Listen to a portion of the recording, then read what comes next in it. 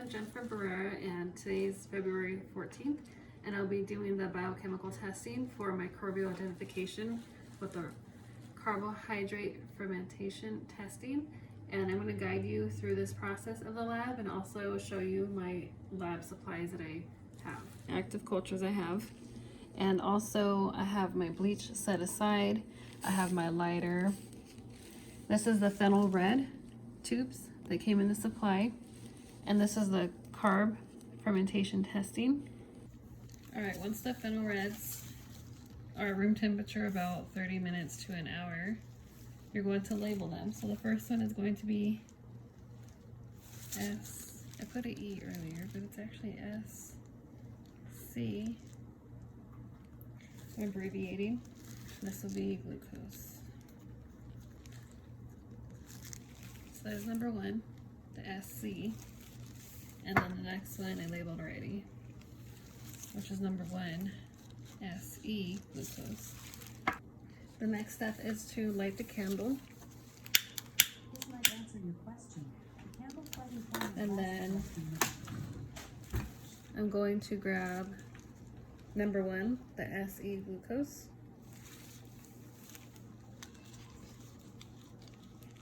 And you're going to open it just like the other tubes. And then you're going to pass this over the flame to sterilize. I have my rack for me. Place that one there, and this one is for glucose. So I'm going to grab my glucose, and I will pour half of this into my tube.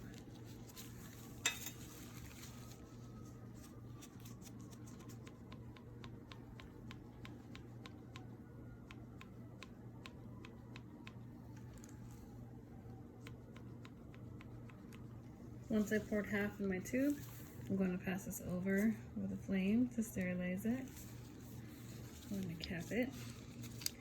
And you're going to shake this until all the powder is dissolved. You see it all over here on the left.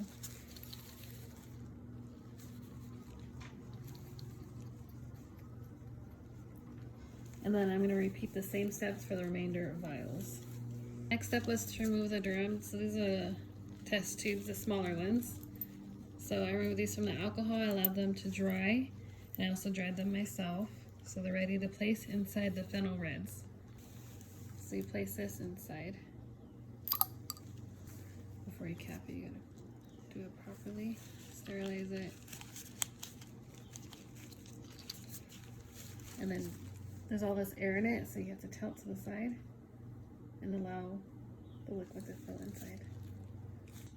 So the next step is grabbing the first one, which is the S. cerevisiae, and I'm gonna cap it. This is my active broth, my culture. Going to lip it, sterilize. Going to grab the pipette and alcohol.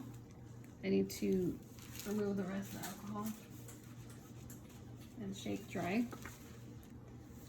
Now I'm going to grab some liquid from my culture. And I'm going to drop 4 drops in each labeled SE, SC. So there's 1, 2, 3, 4. I'm doing number 2, which is SC. 1, 2, 3, 4. And then I'm going to grab number 3, SC. 1, 2, 3, 4. The remainder, I'm going to discard this and put in alcohol. And now I'm going to lip all of these to sterilize them so I can close them. I'm going to let these sit for 12 hours and incubate. So these are my results after 21 hours of incubation. After the 12 hours, they're still pretty red, so I left them for an additional amount of time. And these are my 3, the cerevisiae, so the glucose, the mannitol, and the fructose. And these are fermenter with gas production, this 3. And then my other 3 is the S, epidermidis, and I have the mannitol, the glucose, and fructose. And these are non-fermentor. So I'm going to take a picture of my results of all 6 of these. I'll upload them into my lab, and then I'll answer the questions.